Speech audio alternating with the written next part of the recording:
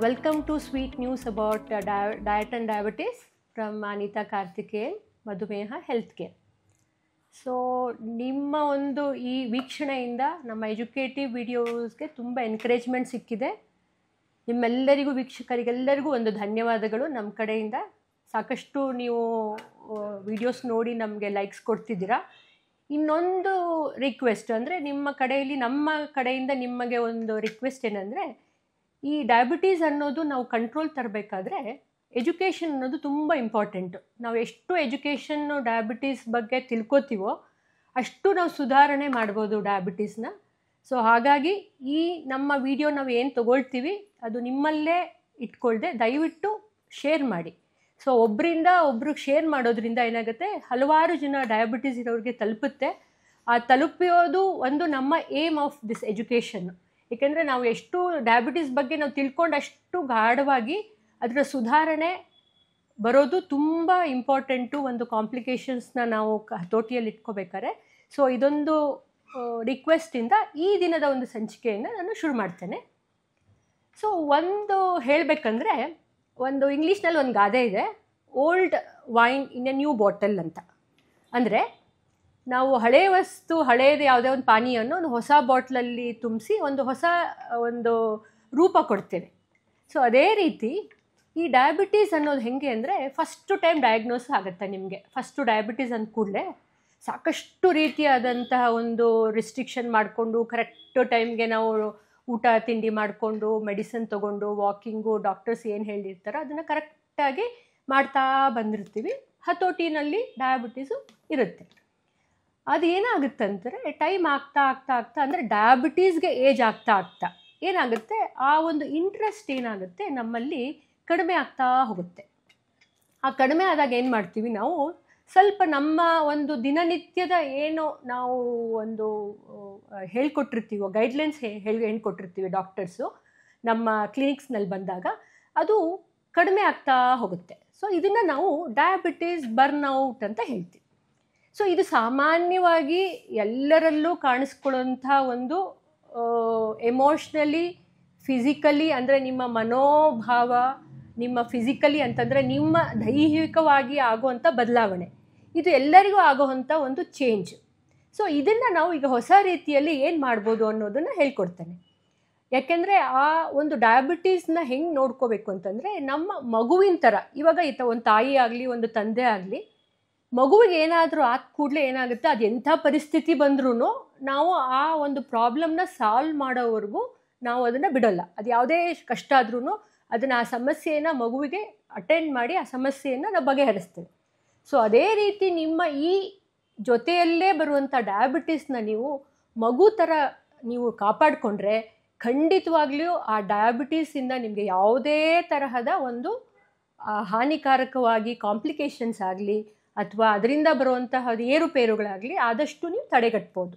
So ಈ diabetes burnout ಅಂತ ಹೇಳಿದ್ನಲ್ಲ, ಸೊ ಅದನ್ನು ನಾವು ಸಿಮ್ಟಮ್ಸ್ ಯಾವ್ಯಾವ ಥರ ಸಿಮ್ಟಮ್ಸ್ ಬರುತ್ತೆ ಅನ್ನೋದು ಒಂಚೂರು ತಿಳಿಸ್ಕೊಡ್ತೇನೆ. ಈಗ ಟೈಮ್ ಕರೆಕ್ಟಾಗಿ ಊಟ ಮಾಡೋದನ್ನು ಸ್ವಲ್ಪ ನೆಗ್ಲೆಕ್ಟ್ ಮಾಡ್ತೀರಾ. ಆಮೇಲೆ ಡಾಕ್ಟರ್ಸು 2 ಮಾತ್ರೆ ತೊಗೊಳ್ಳೋದನ್ನು 1 ಮಾತ್ರೆ ಗಿಳಿಸ್ತೀರಾ.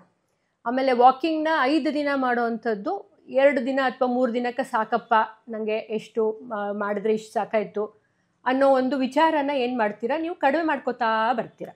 ಆಮೇಲೆ ಅನ್ನೆಸೆಸರಿ ಟೆನ್ಷನ್ಸು, ಆ ಅನ್ನೆಸೆಸರಿ ಟೆನ್ಷನ್ಸಿಂದ ನಮ್ಮ ದೇಹದಲ್ಲಿ ಸಾಕಷ್ಟು ಹಾರ್ಮೋನ್ಗಳು ಬದಲಾವಣೆ ಆಗುತ್ತೆ. ಈ ಹಾರ್ಮೋನ್ಗಳು ಬದಲಾವಣೆ ಆಗ್ತಾ ಏನಾಗುತ್ತೆ, ಶುಗರು ಏರುಪೇರು ಆಗ್ತಾ ಹೋಗುತ್ತೆ. ಸೊ ಇದನ್ನು ನೀವು ಒಂದು ಕ್ರಮನ ಯಾವಾಗ ತಪ್ತಿರೋ ಅದು ಶುಗರಿಂದ ಆಗುವಂತಹ ಪರಿಣಾಮಗಳು ನಿಮಗೆ ತುಂಬ ಬೆಲೆ ಕೊಡೋವಂತಹ ಒಂದು ಪರಿಸ್ಥಿತಿ ಬಂದ್ಬಿಡುತ್ತೆ. ಕಣ್ಣಿಗಾಗಲಿ ಅಥವಾ ಕಿಡ್ನಿಗಳಿಗಾಗಲಿ ಅಥವಾ ನರಗಳಿಗಾಗಲಿ ಅಥವಾ ಹೃದಯಕ್ಕೆ ಸಂಬಂಧಪಟ್ಟದ ಕಾಯಿಲೆಗಳನ್ನ ನೀವು ಒಂದು ಚಿಕ್ಕ ಒಂದು ನೆಗ್ಲಿಜಿಯನ್ಸ್ ಅಂತ ಹೇಳ್ತೀವಲ್ಲ, ಆ ಒಂದು ಚಿಕ್ಕ ನೆಗ್ಲಿಜಿಯನ್ಸಿಂದ ನೀವು ತುಂಬ ದೊಡ್ಡ ಒಂದು ಪರಿಣಾಮಕ್ಕೆ ನೀವು ಈಡಾಗಬಾರ್ದು. ಸೊ ಇದನ್ನು ನಾವು ಡಯಾಬಿಟೀಸ್ ಬರ್ನ್ಔಟ್ ಅಂತ ಹೇಳಿ ಇದನ್ನು ಒಂದು ಹೊರಗಡೆ ತರುವಂಥ ವಿಚಾರಗಳು ನಾನು ಹೇಳ್ಕೊಡ್ತೇನೆ. ಸೊ ಅದನ್ನು ನೀವು ಗಮನಿಸ್ಕೋಬೇಕು. ಆ ಚಿಕ್ಕದಲ್ಲೇ ಇದ್ದಾಗ ನೀವು ಗಮನಿಸ್ಕೊಂಡಾಗ ಅದನ್ನು ದೊಡ್ಡದಾಗೋಕ್ಕೆ ಚಾನ್ಸೇ ಇಲ್ಲ. ನಿಮ್ಗೆ ಯಾವಾಗ ಇಂಟ್ರೆಸ್ಟ್ ಕಡಿಮೆ ಆಗುತ್ತೆ ಅಂತ ತಿಳ್ಕೊಳ್ಳೋಣ. ಈಗ ಅಂದರೆ ಮಾತ್ರೆ ತೊಗೊಳ್ಳೋದ್ರಲ್ಲಿ ಹೇಳಿದ್ನಲ್ಲ, ಊಟ ತಿಂಡಿ ತಿನ್ನೋದ್ರಲ್ಲಿ, ಇದರಲ್ಲೆಲ್ಲ ಸ್ವಲ್ಪ ಬದಲಾವಣೆ ಆಗಿದ ಕೂಡಲೇ ಆಮೇಲೆ ಡಾಕ್ಟ್ರು 2 ಮಂತ್ಸ್ಗೆ ಫಾಲೋಅಪ್ ಮಾಡ್ತಾ ಇದ್ದ. 2 ಮಂತ್ಸ್ಗೆ ಕರೆಕ್ಟಾಗಿ ಬರ್ತಾ ಇರ್ತೀರ, ಒಂದು ವರ್ಷ, 2 ವರ್ಷ, ಆಮೇಲೆ 3-4 ವರ್ಷ ಆಗ್ತಾ ಆಗ್ತಾ ಅದು 5 ತಿಂಗಳಾಗುತ್ತೆ, 6 ತಿಂಗಳಾಗುತ್ತೆ, ಆಮೇಲೆ 2 ವರ್ಷ, 3 ವರ್ಷ ಹೀಗೆ ತಳ್ತಾ ಹೋಗ್ತೀರಾ ಡಾಕ್ಟರ್ಸ್ ಹತ್ರ ಬರೋದು.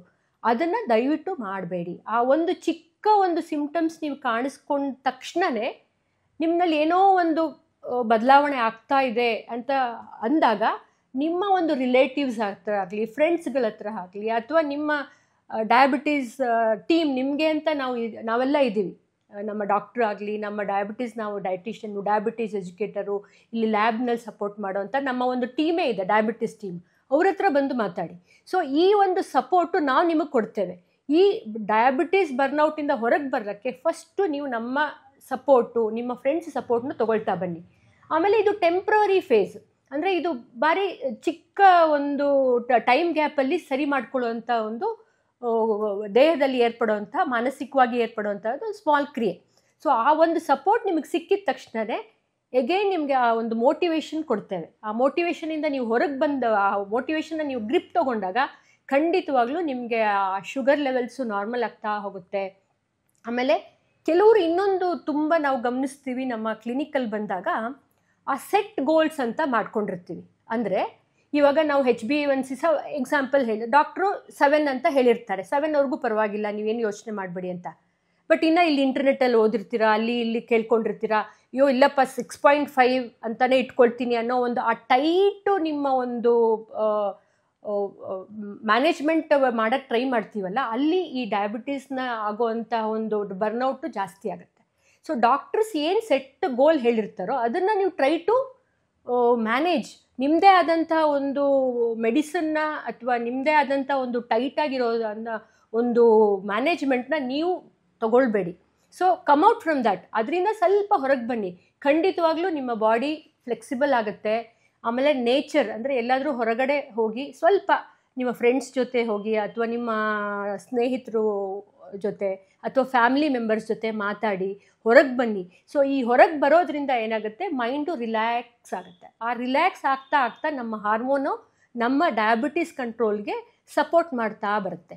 ಆಮೇಲೆ ಕೆಲವರು ಸ್ಟಾರ್ಟಿಂಗಲ್ಲಿ 2 ಅವರ್ಸು ನಾನು ವಾಕ್ ಮಾಡೋಕ್ಕೆ ಹೇಳಿದ್ದಾರೆ, ಮಾಡಬೇಕು ನಾನು ಅಂತ ಹೇಳಿರ್ತಾರೆ. ಆ್ಯಕ್ಚುಲಿ ನಮ್ಮ ಒಂದು ಸ್ಟ್ಯಾಂಡರ್ಡ್ ಪ್ರಕಾರ 150 ಮಿನಿಟ್ಸು ವಾಕಿಂಗು ಪರ್ ವೀಕು ನಮ್ಮ ರೆಕಮೆಂಡೇಷನ್ ಇರುತ್ತೆ. ಸೊ ಈ ಥರ ಡಾಕ್ಟರ್ಸು ಏನು ಗೈಡ್ಲೈನ್ಸ್ ಕೊಟ್ಟಿರ್ತಾರೋ ಅದಕ್ಕೆ ನೀವು ಕ್ರಮವಾಗಿ ಮಾಡ್ತಾ ಬರೋದ್ರಿಂದ ಈ ಒಂದು ಡಿಪ್ರೆಷನ್, ಡಯಾಬಿಟೀಸ್ ಮ್ಯಾನೇಜ್ಮೆಂಟಿಂದ ಆಗೋವಂಥ ಡಿಪ್ರೆಷನಿಂದ ನೀವು ಹೊರಗೆ ಬರ್ಬೋದು. ಆಮೇಲೆ ಅದನ್ನು ಲಾಂಗಾಗಿ ನೀವು ನೋಡ್ಕೊಳ್ಳೋದ್ರಿಂದ ನಿಮ್ಮ ಒಂದು ಕಾಂಪ್ಲಿಕೇಶನ್ಸ್, ಡಯಾಬಿಟೀಸ್ ಇಂದ ಆಗೋವಂಥ ಕಾಂಪ್ಲಿಕೇಶನ್ಸ್ನ ಆರಾಮಾಗಿ ತಡೆಗಟ್ಬೋದು. ಆಮೇಲೆ ನಿಮ್ಮ ಒಂದು ಊಟ ತಿಂಡಿನಲ್ಲೂ ಅಷ್ಟೇ, ಒಂಚೂರು ನಿಮಗೆ ಆಸೆ ಅಂತ ಒಂದು ಯಾವುದೇ ಒಂದು ಆಹಾರ ಪದಾರ್ಥಗಳನ್ನ ತೀರಾ ನೋಡ್ದೇ ಇರೋದು, ಒಂದಿಷ್ಟು ತಿಂದೇ ಇರೋದು ಮಾಡೋಕ್ಕೆ ಹೋಗಬೇಡಿ. ನಿಮ್ಮದೇ ಅಂತ ಒಂದು ಯಾವುದಾದ್ರೂ ಆಸೆ ಆಗಿರೋಂಥದ್ದನ್ನ ನಮ್ಮ ಡಯಟಿಷಿಯನ್ಸ್ ನಾವಿರ್ತೇವೆ, ಅಲ್ಲಿ ಎಲ್ಲಿ ಅದನ್ನು ಅಳವಡಿಸ್ಕೋಬೋದು ಅಂತ ವಿಚಾರ ಮಾಡ್ಕೊಳ್ಳಿ. ಅಲ್ಲಿ ಆ ಊಟನ ನೀವು ಅಳವಡಿಸ್ಕೊಳ್ಳಿ. ಸೊ ಆ ಥರ ಫ್ಲೆಕ್ಸಿಬಲಾಗಿ ಸ್ವಲ್ಪ ನೀವು ಸಡ್ಲ ಮಾಡೋದ್ರಿಂದ ಈ ಡಯಾಬಿಟಿಸ್ ಮ್ಯಾನೇಜ್ಮೆಂಟು ನಿಮಗೆ ಸುಲಭ ಆಗುತ್ತೆ. ಆಮೇಲೆ ಅದು ನಿಮ್ಮ ಪಾರ್ಟ್ ಒಂದು ಲೈಫು ಯಾವುದೇ ಥರ ನಿಮಗೆ ಫ್ರಸ್ಟ್ರೇಷನ್ ಇಲ್ಲದೆ, ಯಾವುದೇ ಥರ ಬೋರ್ ಆಗದೆ ನೀವು ಅದನ್ನು ಮ್ಯಾನೇಜ್ ಮಾಡ್ಬೋದು. ಸೊ ನಿಮ್ಗೆ ಇದು ಆ್ಯಕ್ಚುಲಿ ನಾನು ಅದೇ ಫಸ್ಟಲ್ಲೇ ಹೇಳಿದ್ನಲ್ಲ, ಇದು ಹಳೆ ವಿಚಾರನೇ. ಬಟ್ ಅದನ್ನು ಎಷ್ಟೋ ಜನ ಗೊತ್ತಿರಲ್ಲ, ಇದು ಒಂದು ಪ್ರಾಬ್ಲಮ್ ಆಗುತ್ತಾ ಅಂತ ನಿಮಗೆ ಗೊತ್ತಿರಲ್ಲ. ಖಂಡಿತವಾಗೂ ಇದು ರಿಸರ್ಚ್ ಎಲ್ಲ ಮಾಡಿರೋಂಥ, ವೈಜ್ಞಾನಿಕವಾಗಿ ಈ ಸಂಶೋಧನೆ ಈ ಥರ ಪೇಷಂಟ್ಗಳಿಂದ ಮಾಡಿ ತಿಳಿದಿರೋಂಥ ವಿಚಾರ ಇದು. ಸೊ ಈ ಒಂದು ಡಿಪ್ರೆಷನಿಂದ ನೀವು ಹೊರಗೆ ಬರೋದ್ರಿಂದ ಸಾಕಷ್ಟು ಡಯಾಬಿಟಿಸ್ ಸುಧಾರಣೆ ಆಗುತ್ತೆ. ನೀವು you can lead a very happy life. So ಈ ಎಲ್ಲ ಒಂದು ಮಾಹಿತಿನ ನೀವು ತಿಳ್ಕೊಬೇಕಾದ್ರೆ ನೀವು ನಮ್ಮಲ್ಲಿ ರ್ಯಾಪೋ ಇಟ್ಕೋಬೇಕು. ಅಂದರೆ ನಮ್ಮ ಡಯಾಬಿಟಿಸ್ ಟೀಮ್ನಲ್ಲಿ ನೀವು ಅವಾಗವಾಗ ಚೆಕಪ್ ಮಾಡ್ಕೋಬೇಕು. ನಾವು ಹೇಳಿರೋ ಸ್ಟ್ಯಾಂಡರ್ಡ್ಸ್ ಏನು ಬದಲಾವಣೆಗಳಿರುತ್ತೋ ಅದನ್ನು ನೀವು ನಿಮ್ಮ ದೇಹದಲ್ಲಿ ಚೇಂಜಸ್ ಮಾಡ್ಕೊಳ್ಳಿ. ಒಂದೇ ಸಮ ನೀವು ಫಸ್ಟ್ ಸ್ಟಾರ್ಟಿಂಗಲ್ಲಿ ಏನು ಡಾಕ್ಟ್ರ್ ಹೇಳಿರ್ತಾರೋ ಅದು ನೀವು ಕಂಟಿನ್ಯೂಸ್ ಆಗಿ ಅದೇ ಇರುತ್ತೆ ಅಂತ ಹೇಳಕ್ಕೆ ಬರಲ್ಲ. ನಿಮ್ಮ ಶುಗರ್ ಲೆವೆಲ್ಸ್ ಕಡಿಮೆ ಆದಾಗ ಸ್ವಲ್ಪ ಫ್ಲೆಕ್ಸಿಬಲ್ ಮಾಡ್ಕೊಳ್ಳಿ. ಶುಗರ್ ಜಾಸ್ತಿ ಆದಾಗ ಮೆಡಿಸನ್ ಅರ್ಧ ಮಾತ್ರ ಕೊಟ್ಟಿರ್ತಾರೆ ಡಾಕ್ಟ್ರು, ಅದನ್ನು ಜಾಸ್ತಿ ತೊಗೊಳ್ಳಿ ಸ್ವಲ್ಪ ದಿನಕ್ಕೆ. ಸೊ ಈ ಥರ ನೀವು ಕಂಟಿನ್ಯೂಸ್ ಆಗಿ ನಮ್ಮ ಒಂದು ರ್ಯಾಪೋಯಿಂದ ನಿಮ್ಮ ಒಂದು ಮನ ಸಂತೋಷವನ್ನು ನೀವು ಸಡ್ಲ ಮಾಡಿಕೊಂಡ್ರೆ ಖಂಡಿತವಾಗಿ ಡಯಾಬಿಟೀಸ್ನ ಮ್ಯಾನೇಜ್ ಮಾಡೋದು ಖಂಡಿತವಾಗ್ಲಿ ಕಷ್ಟ ಆಗಲ್ಲ.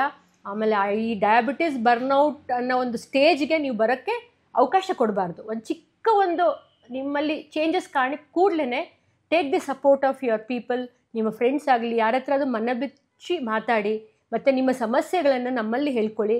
V are always there to support you. ಈ ಮಾಹಿತಿಯನ್ನು ನೀವು ಖಂಡಿತವಾಗಿ ತಿಳ್ಕೊಂಡು ಇದರಿಂದ ನಿಮ್ಮ ಮತ್ತೊಬ್ಬರಿಗೆ ನಾನು ಮುಂಚೆನೇ ಹೇಳಿದಾಗೆ ಇನ್ನೂ ಒಂದು 10 ಜನಕ್ಕೆ ಶೇರ್ ಮಾಡಿ. ನಿಮ್ಮ ಡಯಾಬಿಟೀಸ್ ಅನ್ನೋ ಈ ಒಂದು ಕಾಯಿಲೆ ಅಂತ ತಿಳ್ಕೊಬೇಡಿ, ಅದು ಚೇಂಜಸ್ ಇನ್ ಯೋರ್ ಬಾಡಿ. ಈಗ ನಮ್ಮ ಇಂಡಿಯಾನಲ್ಲಿ ಸರ್ವೆ ಮಾಡಿರೋ ಪ್ರಕಾರ ಸುಮಾರು 7 ಜನರಲ್ಲಿ 1 ಡಯಾಬಿಟೀಸ್ನ ಕಾಣಿಸ್ಕೊಳ್ತಾ ಇದೆ.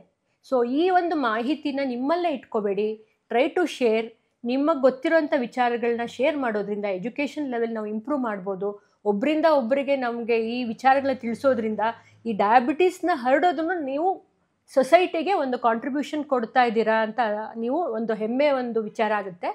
ಸೊ ಈ ಮಾಹಿತಿಯನ್ನು ಕೇಳಿ ಆನಂದ ಪಡ್ತೀರಾ ಅಂತ ನಾನು ಅಂದ್ಕೊಂಡಿದ್ದೀನಿ. Thank you so much for ವೀಕ್ಷಣೆ ಮಾಡಿದ್ದಕ್ಕೆ. ಈ ಥರ ಸಪೋರ್ಟ್ ಕಂಟಿನ್ಯೂಸ್ ಆಗಿ ಕೊಡ್ತಾ ಇರಿ ಅಂತ ನಿಮ್ಮಲ್ಲಿ ಒಂದು ಬೇಡಿಕೆ.